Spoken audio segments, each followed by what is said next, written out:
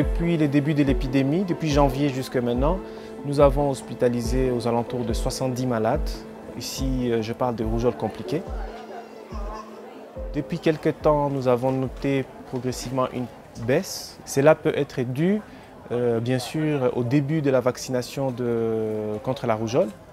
Et cette vaccination donc, est une riposte vaccinale. Et bien sûr, on commence à voir les conséquences au niveau de l'hôpital où il y a peu de malades qui sont hospitalisés maintenant.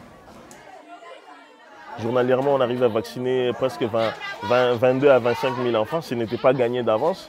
Il y a eu plusieurs cas de vaccination ici en Guinée où les populations ont chassé les intervenants.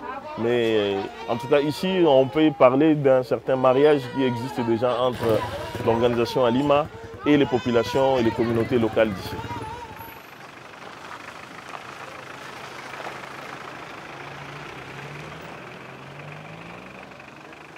Déjà, des Conakry, il fallait amener toute la logistique. Des Conakry, ça fait plus de 1000 km de route jusqu'à Ndirékoré pour pouvoir organiser la réponse.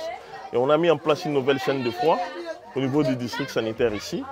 Et donc voilà, jusqu'à ce que maintenant on commence à assurer la riposte vaccinale en collaboration avec les autorités sanitaires et d'autres partenaires grâce à un financement des ECHO.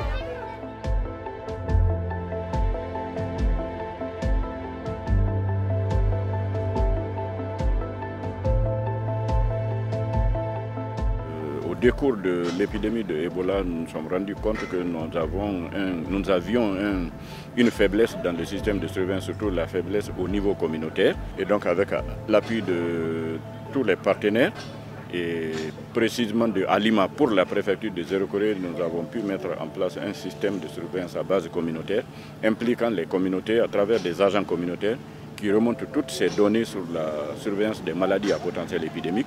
Et je pense que cela a joué un rôle dans la détection précoce de cette épidémie de rougeole. Et en constatant de manière précoce, on a évité